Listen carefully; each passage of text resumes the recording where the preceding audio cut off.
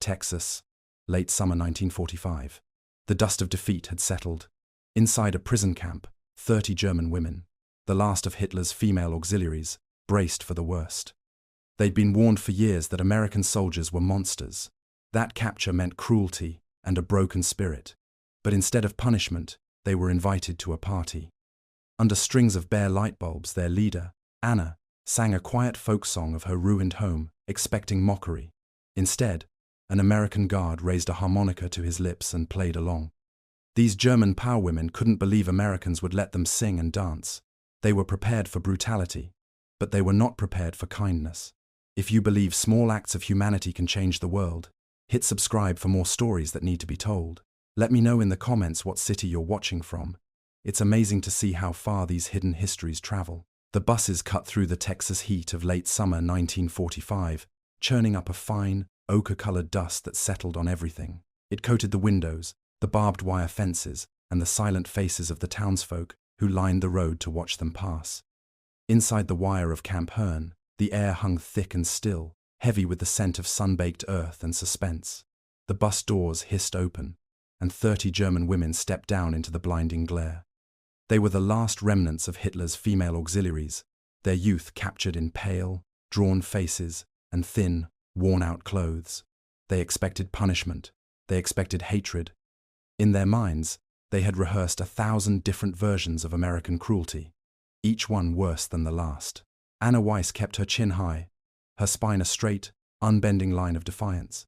Her orders from a fallen Berlin still echoed in her memory, a frantic voice crackling over a radio frequency. If captured, trust no one. The enemy will break you. She held that warning like a shield, the only piece of her old life she had left. She scanned the faces of the American guards, looking for the sneering monsters from the propaganda posters. But all she saw were tired, young men with sunburned necks, their expressions more bored than brutal. Inside the intake office, Sergeant Will Carter watched them file in. A tremor ran through his hands as he picked up a pen to sign their papers. He was a farm boy from just down the road, and this was not the war he had been trained for. His gaze landed on one woman, not Anna, but another with light hair and a scattering of freckles, and the air left his lungs. She looked just like his late brother's sweetheart, a ghost of a girl from a life that now felt 1,000,000 miles away. The resemblance was an unwelcome echo of home, a painful reminder of everything the war had taken from him. He quickly looked down at the paperwork, his throat tight. The first days passed in a strange, disorienting quiet. The women were led to wooden barracks with rows of simple cots, each one neatly made. They were given meals that, while plain, were warm and filling. They were even given soap. This gentleness was more unnerving than any threat. It felt like a trick, a long game designed to lull them into a false sense of security before the real punishment began. Every polite gesture, every offered cup of water, was a potential trap. They whispered among themselves at night, convinced they were being fattened for some terrible purpose, or perhaps being observed for some psychological experiment. One afternoon, Will was clearing out a box of confiscated belongings when he found a German hymn book, its cover worn soft with use. He saw Anna standing near the barracks door, her gaze fixed on the endless, dusty horizon. He walked over, holding it out to her. She flinched, her body going rigid. For a moment, she thought he was mocking her, presenting her with her own faith as a weapon to be used against her. She braced herself for the laugh, the sneer, but Will just held the book steady, his expression open and unreadable. "My ma says a song makes even dust taste better," he said, his voice low and even. He placed the book on a nearby crate and walked away, leaving her standing there, stunned into silence. That Sunday, the camp chaplain, a man with a kind face and weary eyes, held a service in a makeshift chapel. After a few hymns in English, he turned to the German women. "Perhaps," he said, his voice gentle, "you would honor us with a hymn from your country." A wave of suspicion rippled through the women. Another trick? A test to see if they were still loyal to their homeland. They looked at each other, their faces blank masks. But then Anna thought of the hymn book and of Will Carter's strange, simple words. She stood up. Her voice, when it came, was hesitant at first, a thin, trembling thread in the heavy silence. She began to sing, "Still Nacht." The melody, a quiet prayer for a silent, holy night, filled the small room. As she sang, her voice grew stronger, clearer, rising above the fear and the dust. She poured every ounce of her homesickness, her exhaustion, and her grief into the song. Soon, other women joined her, their voices weaving together in a harmony that was both heartbreaking and beautiful. Tears began to trace paths through the dust on the guards' cheeks. Prisoners and captors, enemies in a war that had just ended, sat together under the Texas sun, bound by a simple song of peace. The fragile moment shattered. A guard at the back of the room, his face flushed with anger and cheap whiskey, staggered to his feet. His own loss was a raw, open wound, and the sound of their language was like salt in it. "Look at 'em," he slurred, his voice dripping with venom. "Singing their pretty songs. Hitler's brides, every last one." The music died. The women cowered, pulling into themselves as if to disappear. Anna flinched, the insult striking her like a physical blow, but she refused to lower her eyes. Before anyone else could move, Will Carter stood up. He didn't draw a weapon. He didn't shout. He simply walked to the front and stood between the drunken guard and the women, his body a silent, immovable shield. He just stood there, his presence speaking louder than any threat ever could. Another guard quickly came and pulled the drunk man away, his apologies lost in the ringing silence. The spell was broken, but something new had taken its place.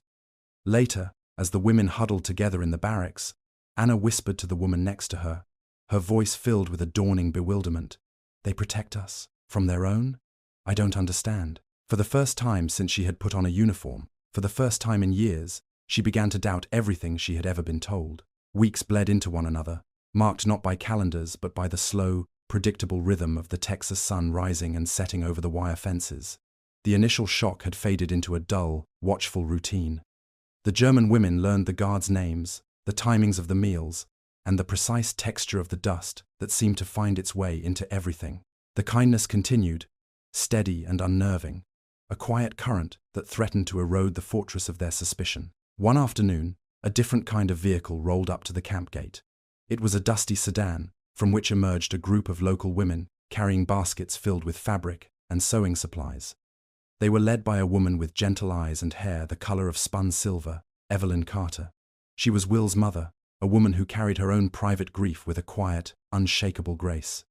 She moved with a purpose that had nothing to do with the war, and everything to do with the simple, human need to keep one's hands busy. The church sewing circle, she explained to the lieutenant in charge, had scraps left over. It seemed a waste not to use them. Evelyn approached the German women not as a victor to the vanquished, but as a woman who understood the ache of long, empty hours. She laid out the scraps of fabric on a long wooden table, pieces of floral cotton, plain linen, and checked gingham.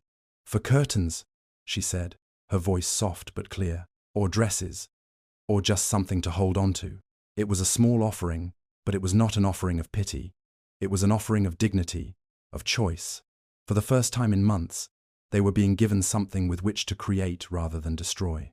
Anna ran a finger over a piece of blue calico, the texture familiar and comforting. She looked up at Evelyn Carter, searching her face for any hint of condescension or ulterior motive, and found none. There was only a quiet empathy in the older woman's gaze. "Danke," Anna said, the word feeling small and inadequate in her mouth. She tried again, piecing together the English words she knew. "Thank you. It is. Good." From across the yard, Hilda Kramer watched with a cynical curl of her lip. "You thank them?" she hissed in German, loud enough for only Anna to hear. "For their leftover rags? They give us their trash and you bow like a grateful dog. They are still the enemy, Anna. Have you forgotten?" Anna didn't reply. She simply clutched the small piece of fabric, its simple, honest texture a comfort against her palm. She had not forgotten who the enemy was supposed to be. She was just no longer certain she was looking at them. Will stood by the administration building, pretending to inspect a loose shutter, but he saw the entire exchange. He saw his mother's simple act of grace. He saw Anna's hesitant gratitude, and he heard the sharp edge in Hilda's voice. And when Anna refused to be baited, choosing instead to hold on to that small gift, a slow, quiet smile touched Will's lips.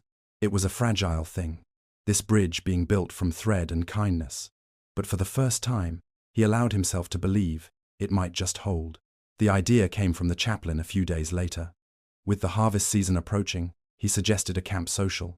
It was a radical proposal. He envisioned an evening where the prisoners and the guards could gather in the recreation hall for a supervised event. There would be no fraternizing, of course, but perhaps some music, some performances. A way to lift the heavy morale that clung to the camp like the humidity. The suggestion sparked immediate outrage in the nearby town. Locals, many of whom had sons and husbands who would never come home, were incensed at the idea of a party for German prisoners. Lieutenant Donnelly, the guard supervisor, thought it was a terrible idea, a risk to discipline, and a slap in the face to the community.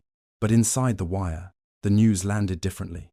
The German women, starved for any break in the monotony, whispered about it with a mixture of fear and fascination. A party? A chance to sing songs that weren't military anthems? It seemed impossible, another American trick. And yet, the possibility shimmered like a mirage in the heat. It was a chance to feel like a person again, not just a prisoner. For Anna, the chaplain's suggestion was something more. It was a spark landing on dry tinder. The idea of leading a choir, of arranging voices into harmony, reawakened a part of her she thought had died in the rubble of Berlin. Before the war, her choir had been her life. Music was the language she understood best, a place where order and beauty and emotion could exist all at once.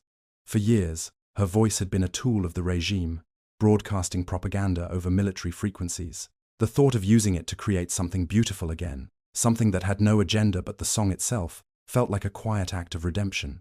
Trembling, but with a resolve that surprised even herself, she went to the chaplain. She volunteered to lead the women in a few German folk songs. As she spoke, she felt a profound shift inside her. For the first time since her capture, her voice, her own true voice, was finding its purpose. The recreation hall smelled of pine floorboards and dust. A single string of bare light bulbs cast a watery yellow glow across the room, illuminating a crudely painted banner that read, in careful English letters, "Peace comes quietly." It was a statement of hope that felt more like a question. On one side of the hall, the American guards stood in loose clusters, hands in their pockets, their laughter nervous and loud. On the other, the German women stood stiffly, their hands clasped behind their backs, watching the Americans with a collective, wary gaze. An invisible line, as real and impassable as any barbed wire fence, ran down the center of the room. It was a party that felt more like a truce negotiation. Will Sargent, a man who believed a good joke could solve most problems, surveyed the awkward scene and chuckled. "Well, Carter," he said, clapping Will on the shoulder. "Let's see if they know any tunes that ain't marching songs." The comment wasn't meant to be cruel, but it hung in the air, a clumsy reminder of who they were and why they were there. A few of the GIs laughed, but the sound was hollow. It was the signal Anna had been waiting for. She felt a tremor run through her hands as she stepped forward with her small choir. Every eye in the room turned to her. She swallowed, the dry dust of the camp coating her throat. For a moment, she was back in Berlin, the air thick with smoke, the world ending outside the doors of the broadcast station. Then she took a breath and began to sing. The song that came from her was not a march. It was a lullaby, a soft, aching folk song about a traveler returning home to a village that no longer existed. Its streets filled with ghosts and its church bells silent. The melody was a thread of sorrow, weaving a picture of a loss so profound it had no nationality. Will Carter listened, his heart aching with a familiar pang. He didn't understand the German words, but he understood the music. He understood loss. This wasn't a song of defiance, it was a hymn of grief, a lament for a home he could see as clearly as his own family's farm. Without thinking, he reached into his pocket and pulled out his harmonica. Slowly, cautiously, he raised it to his lips. He found the key, and a low, mournful note breathed into the room, joining Anna's voice. It did not intrude or overpower. It slipped underneath the melody, a current of shared sorrow, a quiet American echo to a German prayer. Something in the room shifted. The invisible line down the center of the floor began to dissolve. The guards' postures softened. The women's shoulders relaxed. A few soldiers began to sway, their eyes distant, lost in their own memories of home. One of the German women, a girl no older than 17, let out a small, surprised laugh as a friend nudged her. For one fragile, impossible heartbeat, there were no guards and no prisoners. There were only people listening to a sad, beautiful song under the Texas stars, and the war felt a universe away. The moment shattered as if it were made of glass. Hilda Kramer, her face streaked with tears, suddenly burst from the choir. She pointed a trembling finger at the guards, her voice a raw, ragged shriek in German. "You're tricking us. This is a trick. You're filming this to humiliate us. To show the world how you made us dance for you. Panic flared. The music died. A terrible, heavy silence fell over the hall, broken only by Hilda's choked sobs.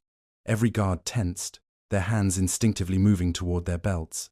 Will gently lowered his harmonica, the last note hanging in the air like a ghost. He took a small step back, his eyes fixed on Anna. The entire, fragile peace of the evening rested on her. Anna walked over to where Hilda had collapsed into a chair. She didn't scold her or argue. She simply knelt and wrapped her arms around the younger woman's shaking shoulders, holding her tight. She let Hilda's fear spend itself against her.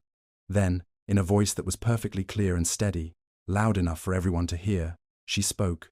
"No, Hilda," she said, her words a balm on the raw silence. "They are not tricking us. They are just letting us sing." The line landed not like a command or a correction, but like a revelation, a blow of grace that knocked the breath out of everyone in the room. Later that night, long after the hall had emptied, Anna sat on the steps outside her barracks, staring up at the vast, star-dusted sky. The air had cooled, carrying the scent of night-blooming jasmine from beyond the fence. She heard footsteps on the gravel and looked up to see Will Carter. He stopped a few feet away, respecting the space between them. For a long moment, neither of them spoke. "Reckon we all lost something that won't come back," he said finally, his voice quiet. He looked up at the same sky. "But we can still make a little noise, right?" Anna watched him, seeing not a guard, but a man who understood the language of loss as well as she did. She gave a small, slow nod. A new, unspoken peace settled between them. But as the sun rose the next morning, it brought with it a notice tacked to the command post door. Official orders had arrived. The German women were to be transferred to another camp at the end of the week. The song was about to end. The morning of the departure arrived cool and grey. The Texas sky a flat, washed-out canvas that mirrored the mood inside the camp. The air, usually thick with dust and heat, felt thin and strangely hollow. The women stood in a neat line beside the waiting trucks, their few belongings bundled at their feet. The nervous energy of their arrival had been replaced by a quiet, resigned exhaustion. They were being moved again, their futures as uncertain as the road ahead. There were no tears, only a shared, silent acknowledgement that something small and precious was ending. Evelyn Carter was there. She had driven to the camp just after sunrise, her old sedan filled not with sewing scraps, but with small parcels wrapped in brown paper and string. She moved down the line of women, pressing a package into each of their hands, a bar of soap, a spool of mending thread, a piece of hard candy.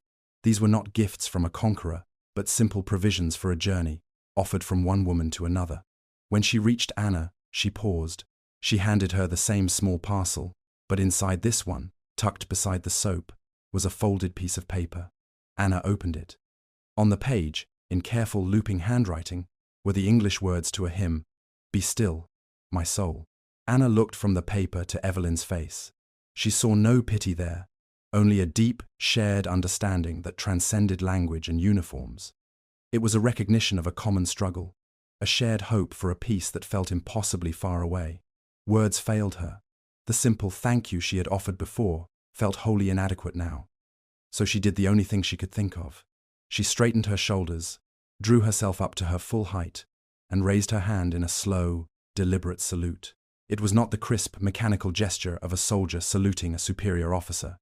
It was the solemn, respectful bow of one human spirit to another, an acknowledgement of a kindness that had asked for nothing in return. Evelyn simply nodded, her eyes shining, and pressed Anna's hand for a brief moment before moving on. Will Carter stood near the gate, his hands shoved deep into his pockets, his posture rigid. He watched the exchange between his mother and Anna, feeling a complex knot of pride and sorrow tighten in his chest. He had done his duty. He had kept these women safe, treated them fairly. He had followed the rules. But he knew, in a way he couldn't quite articulate, that what had happened here went far beyond the regulations in his manual. It was something quieter, something more profound. He had seen his enemy, and in their faces he had recognized a piece of himself. The order was given. The women climbed into the back of the trucks, their movements weary but orderly. The engines rumbled to life, coughing out plumes of dark exhaust into the still morning air. As the convoy began to pull away, rolling slowly past the barracks and toward the gate, a faint sound drifted back toward Will. He tilted his head, listening. It was singing. A soft, hesitant harmony at first, then growing stronger, clearer, as more voices joined in. He couldn't make out the words, but he recognized the melody. It was the tune his mother had copied onto the small scrap of paper. He stood at attention, his body ramrod straight, and watched the trucks disappear down the dusty road. The sound of the women's voices, German voices, singing an English hymn of hope, fading into the hum of the engine and the vast Texas silence. He fought back the tears that burned at the corners of his eyes. A soldier once again, standing guard at an empty post. Months later, long after the camp had been decommissioned and the fences taken down, a letter arrived at the Carter farm. It was thin and fragile, covered in foreign stamps and Red Cross markings. It had traveled across an ocean, through the broken heart of a continent, to find its way to him. Will opened it carefully. Inside, there was no letter, only a single, faded photograph.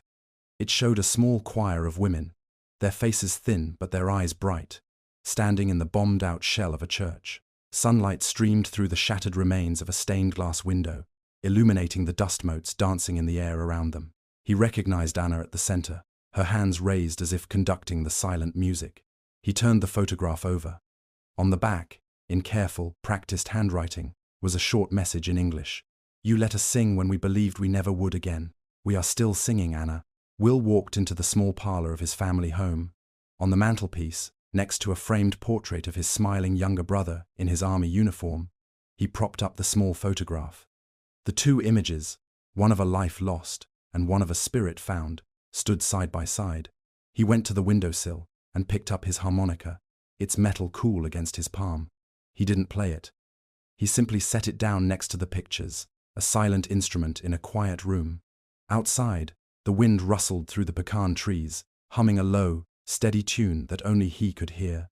It was a sound of peace, a melody of overlapping voices, of shared grief and unexpected grace, a song that had no end.